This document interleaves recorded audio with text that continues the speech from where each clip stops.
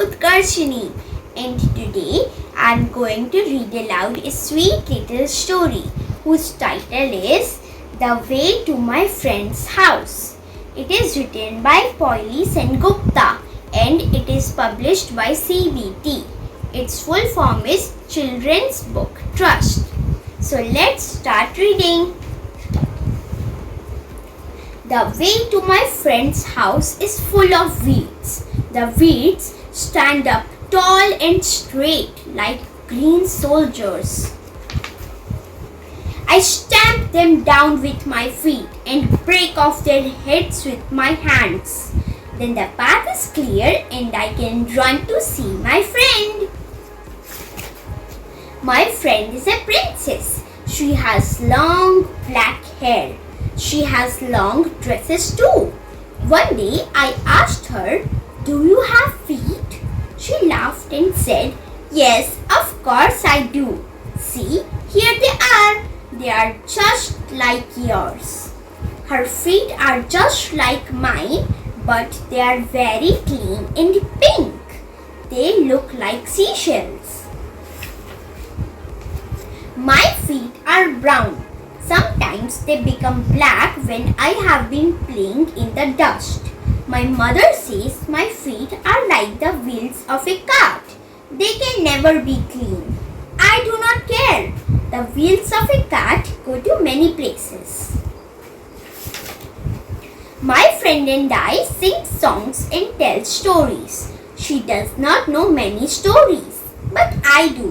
I tell her how I play with marbles. I tell her about flying kites that reach the sky. I tell her how I climb trees that can touch the moon. Sometimes she does not believe me. "Can you really do all that?" she asks me. And then I take her to the edge of the garden. I show her the weeds that are now flat on the ground. I tell her that it was I who had killed these weeds. "But why did you kill them?" "Because they were standing in my way." I like the princess. She likes me too. But sometimes I feel tired of singing songs and telling stories. I want to fly kites. I want to touch the moon. I want to play with marbles in the dust. But my friend cannot play with me. She is a princess. She has long black hair. She wears long dresses. Her feet are like seashells. Sometimes I do not go to my friend's house. Then the weeds grow up tall and straight again. They stand in my way. I do not like them. One day my mother said, "Your friend has not seen you for many days. She is asking for you." I felt ashamed of myself, so I went to see her. The way to her house was full of weeds. I stamped them down with my feet. I broke off their heads with my hands. Then my path was clear.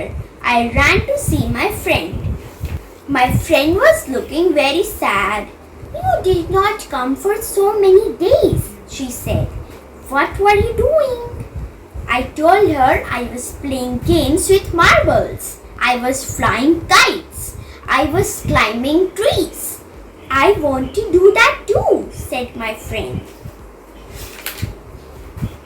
"But you are a princess," I said. "You have long black hair that will come in your way.